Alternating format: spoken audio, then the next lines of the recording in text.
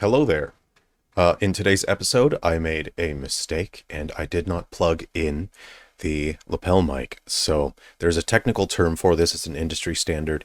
It's referred to as jacked up. So the audio today will be pretty jacked up. I will do what I can to try to fix it as best I can in post, but I hope that you will enjoy the episode regardless of the jacked up audio. Thanks. Okay, this is going to be interesting. What I will do is just dub over the entire show today.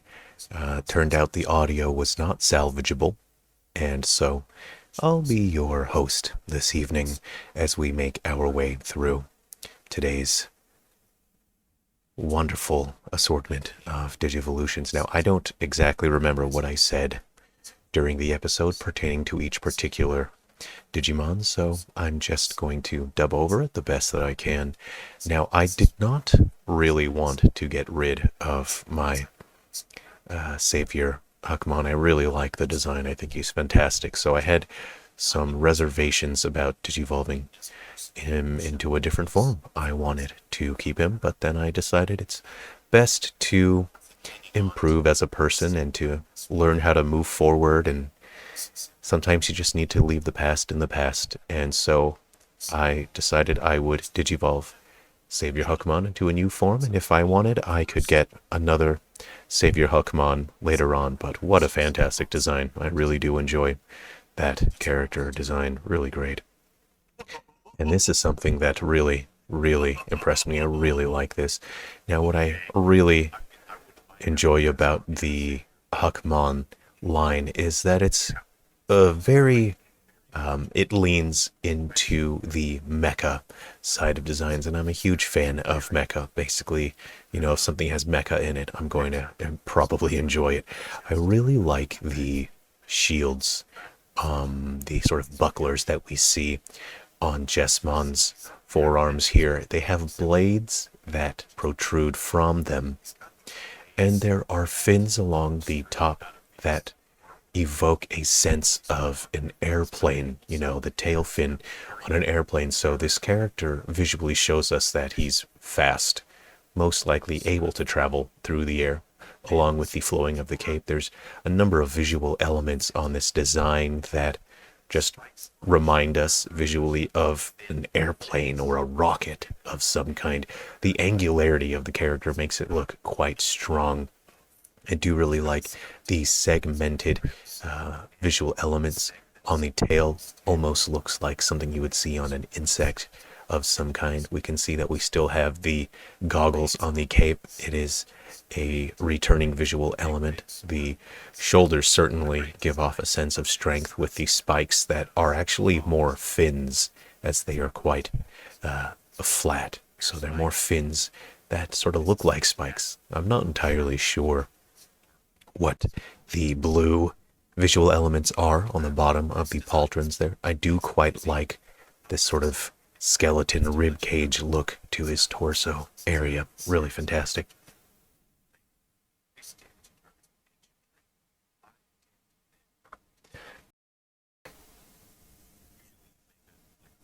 Color choices here have been consistent all throughout the Huckmon line, and I do really like the big sword at the end of the tail.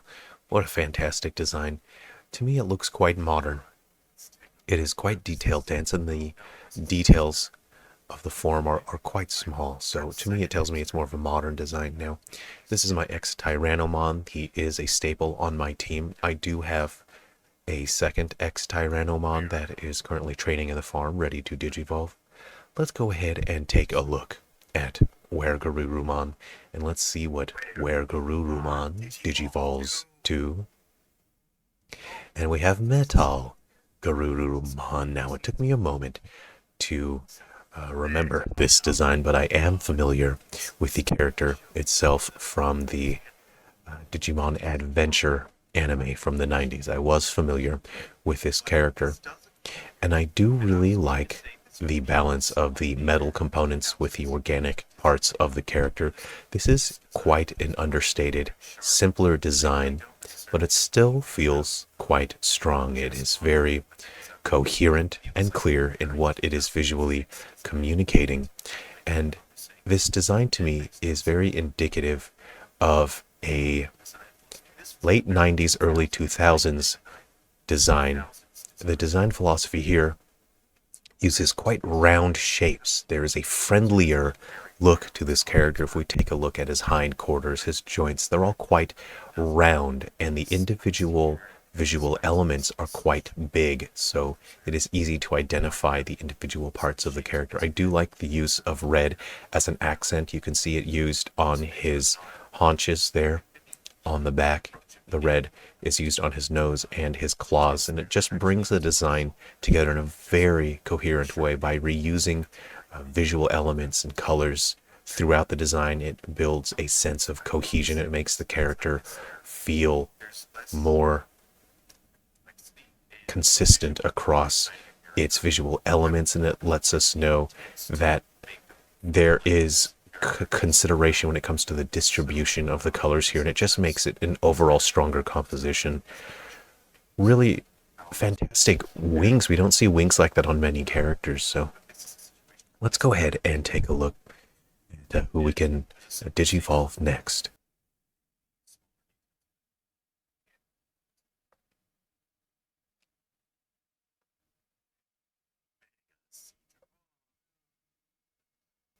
Looks like I don't have any other forms ready to digivolve here, so I will put him back into the farm and train him up. We have Grappleomon here. Let us go ahead and see who he can digivolve to. I am familiar with these other characters that I have seen briefly throughout the experience of the game here. Let's go ahead and find out which Digimon he will become now. Grappleomon Digivolve to a slender, handsome man-mon. This is Leopardmon. I really like the visual elements of this character. I do like how the hair feels like a lion mane of some kind. It's still wild, but there is a tameness to it in the way that it is sort of braided and comes to a point. Really interesting. The tail made me laugh. There is sort of a thin, long, slender situation with his tail coming to a fuzzy pom-pom at the end. Something about it just makes me laugh. It's quite cute and funny.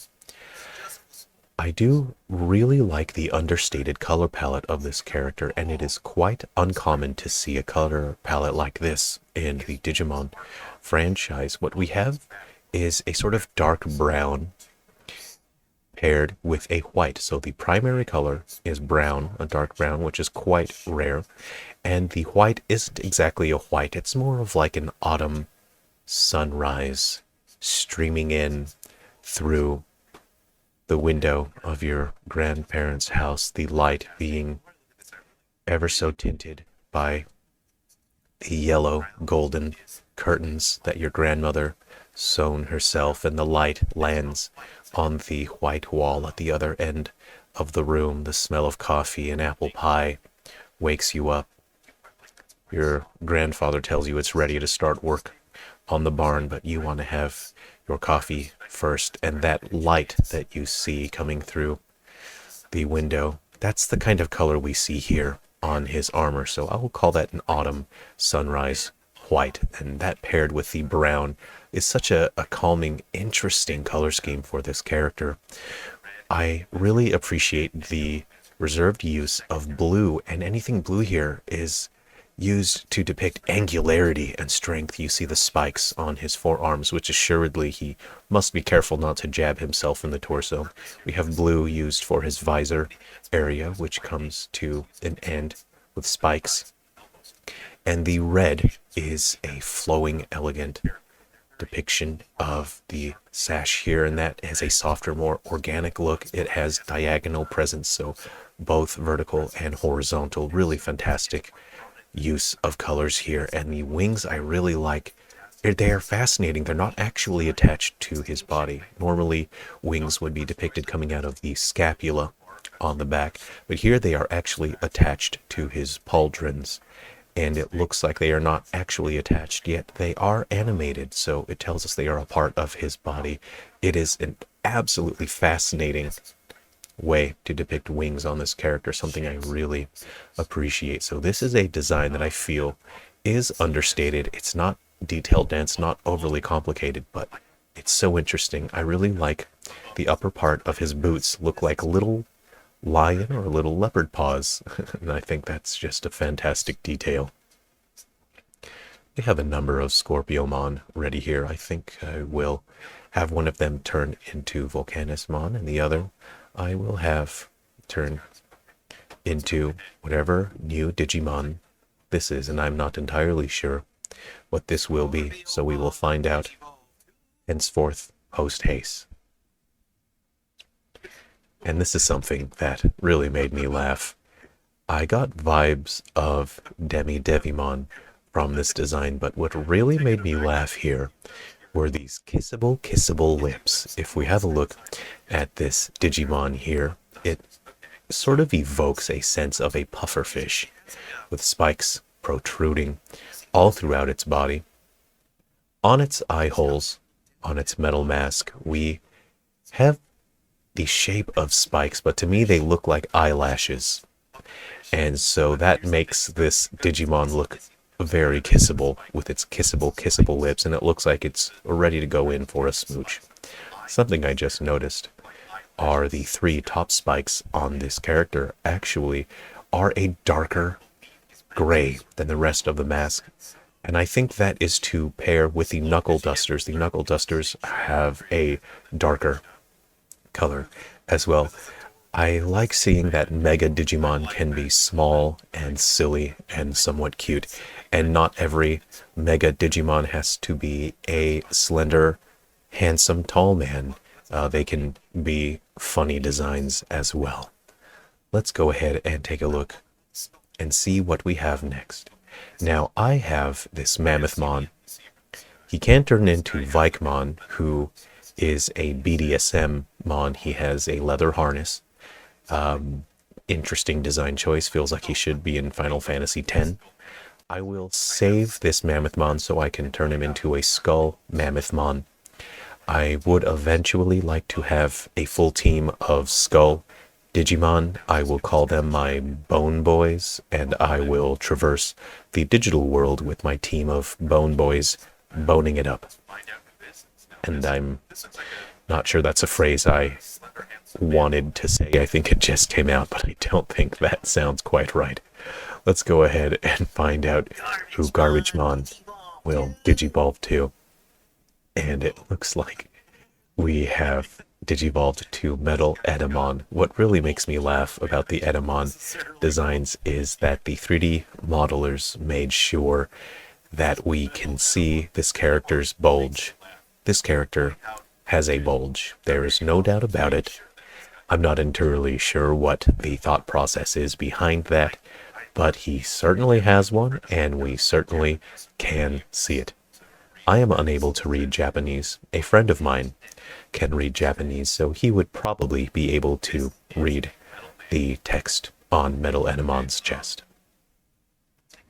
Let's see. This one is not quite ready. Let's look for another one that is ready.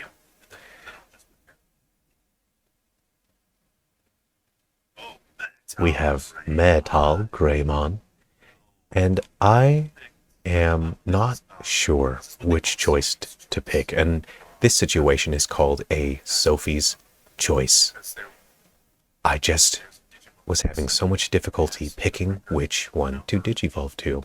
Now, the reason why this situation is called a Sophie's choice is because there is a Digimon called Sophiemon, and Sophiemon is famous for having the most alternate branching forms. And so when you have a difficult time picking, because there are so many choices and you don't know what the end result will be, they call it a Sophie's choice.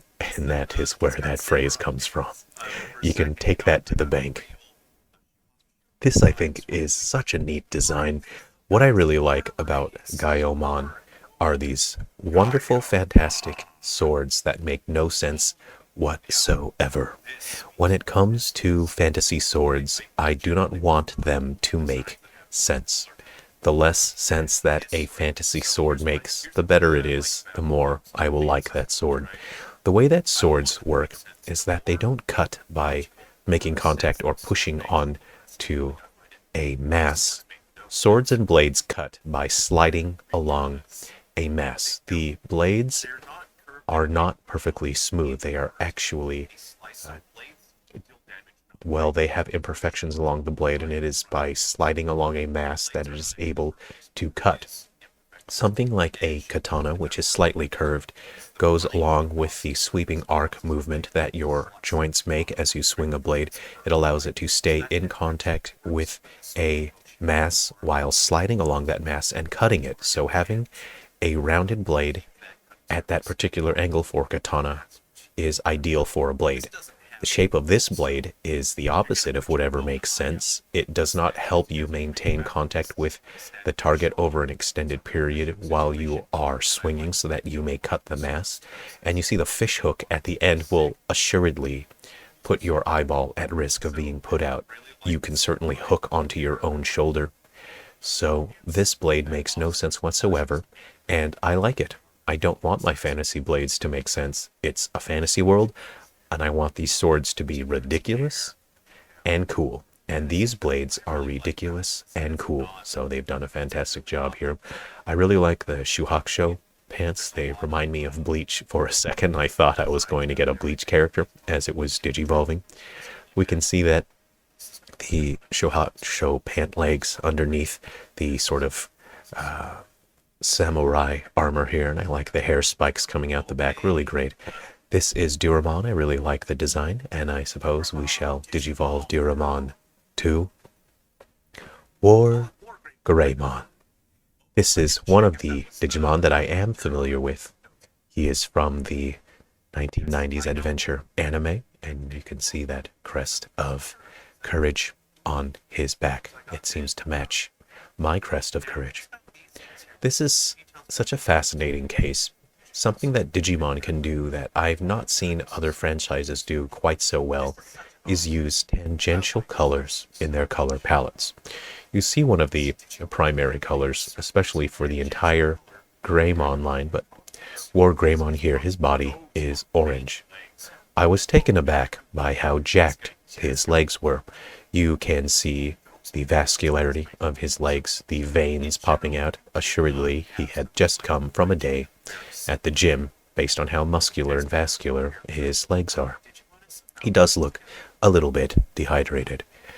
Now, we take a look at the colors here. We have orange for his main body, but gold is also a very prominent color here, and it is fascinating because these colors are so close to each other. They are tangential, yet they somehow work, and that is largely due to the use of interesting shapes which comprise the overall form of the character, and it is so interesting that Digimon is able to do this. This is not the only design that uses tangential colors and makes them work well.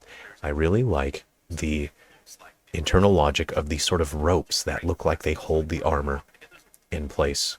Fantastic design. It feels very late 90s, early 2000s. It feels like it's breaking away from the softness of the 90s and leaning more into detail-rich harshness of the early to mid 2000s. Here we have Knightmon with his big sword. And again, I have a Sophie's Choice situation. I'm going to pick the top option here. Let us see what Knightmon digivolves to. And this design has brought me great laughter.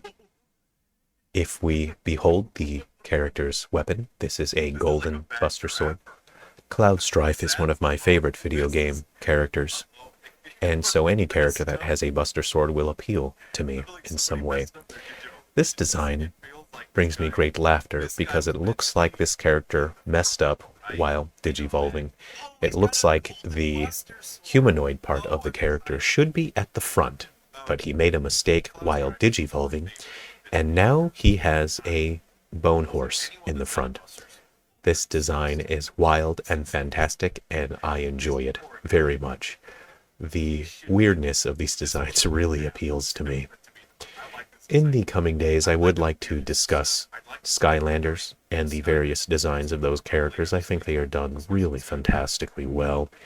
I do really like the creepiness of this bone horse. It looks like It just looks like a mistake, a terrible, terrible mistake. And it is just a wonderful design. It's so creepy and fun. It is interesting and different. And so I think this would be one of my favorite designs. And it turns out this is a ride Digimon, which is really creepy. I missed it at the end of the video. I did not actually get to try this as a ride Digimon, so I will have to see what that is like today. But certainly that is a sandwich that you would not want to be a part of. But at least the Bone Horse is in the front, so I guess it's not that bad after all. I do like this Scorpiomon. I would like to keep him, as I intend to build a team of bone boys, so I may bone it up as I explore the digital realm. This is Scorpiomon. He does qualify as a bone boy, but I think I can get one later on.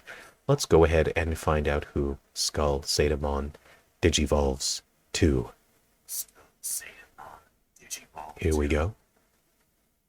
Scorpiomon digivolve to a busy wizardmon. This is the busiest wizard I have ever seen. This looks to me like a design that would have been thought up in the mid to late 2000s. I feel that way, and I have come to that assessment due to the overall individual components that create the form of the character are quite small and dense. We have a lot of these spikes on the necklace here. We have many rings here.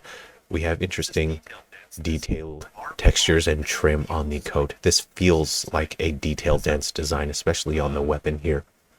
What I do really like about the character is the flow of the color red. You see red is quite prominent on the wings, and this character has great posing, but you can see that the red flows down diagonally with these red triangle patterns on the capelet here. Well, I suppose it's longer than a capelet. It's more like a poncho, isn't it? So this is a wizard with a poncho. And that red also has downward diagonal flow in the form of these red round jewels. Very fantastic. I find this very interesting. Something about the color palette on the hands and the pants reminds me of a Dragon Quest type of monster. Something about the color palette. This is a very busy wizard. I would like to look up some information to see when this character was created and introduced, because it certainly feels very busy. This is a busy wizard. Barbamon.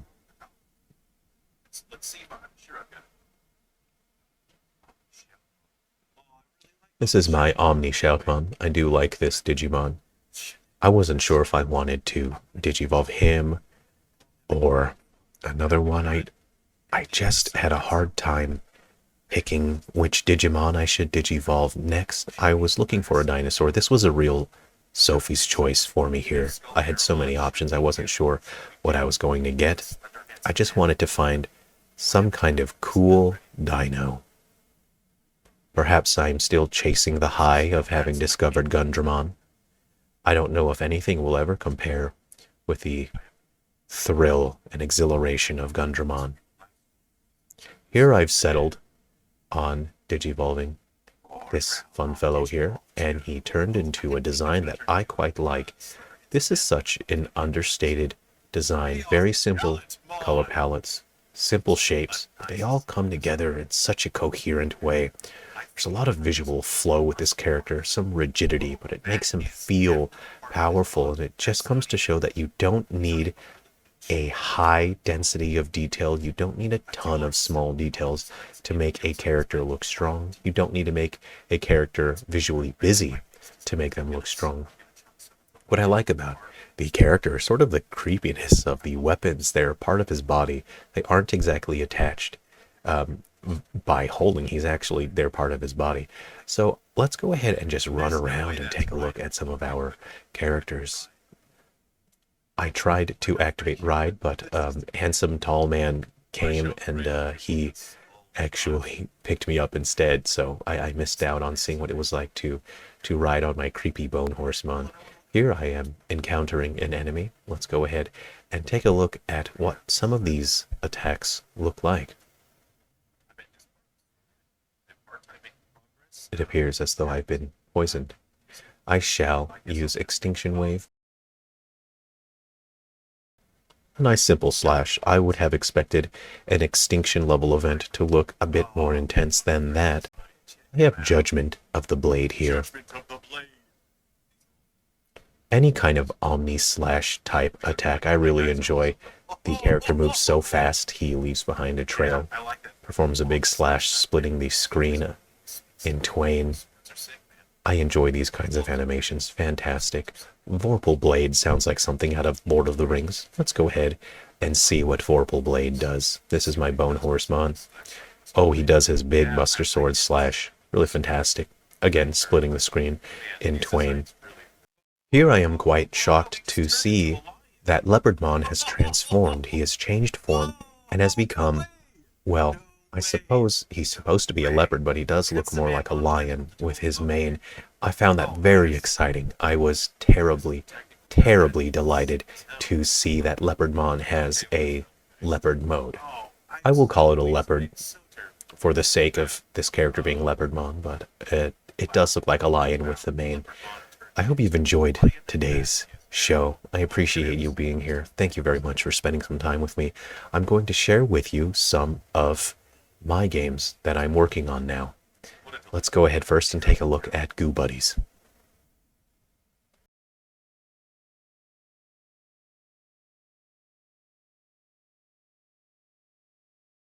This is my development environment for Goo Buddies, so you will see quite a fair bit of debugging graphics here. Let's go ahead and hatch some eggs and we can add some new Goo Buddies to our party. You can see I have a couple Goo Buddies wandering around already.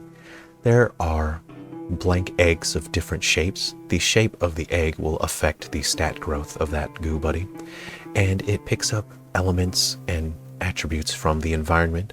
You can expose the egg during battles. You can have it exposed to certain attacks, and it will be able to learn different abilities based on how you expose it. And you're basically taking these eggs on an adventure in order to create a custom Goo Buddy. I have some debugging logic here, so this food will make the Goo Buddy extra big. The heavier they are, then the bigger they'll be.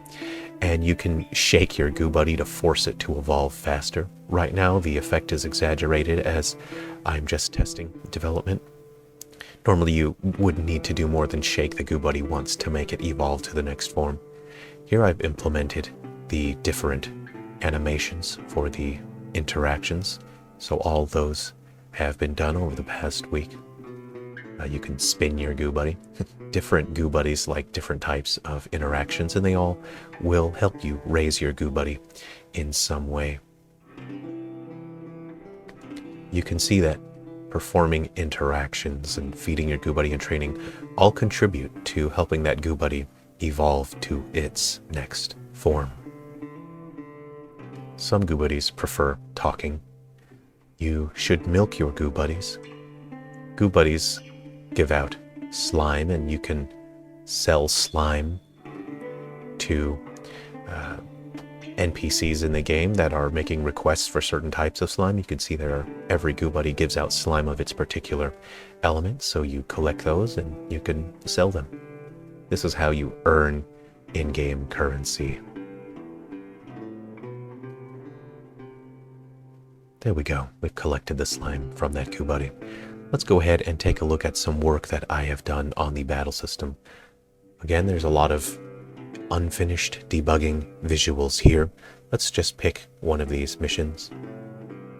And we can see my team is present here on the left side. I have implemented a template battle animation. Right now, all of the animations just use this one slime spray. It's a placeholder, and that allows me to create the logic. So I've created all the logic. You can see that as Goo Buddies take damage, they have a battle animation that shows them ejecting slime from their body, and the color of that matches their element. And something like that took a significant amount of work, but I'm glad that I have this step completed.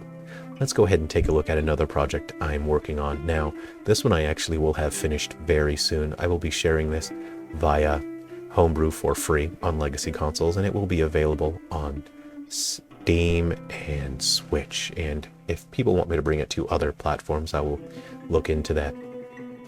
I've been working for a few years on creating this kind of visual style that feels like a blend of modern and 8-bit visuals, so I can use 3D models and create games in a 3D space and use all the advantages of modern 3D technologies while evoking a sense of 8-bit visuals. You can see I have limited frame animation on the walking.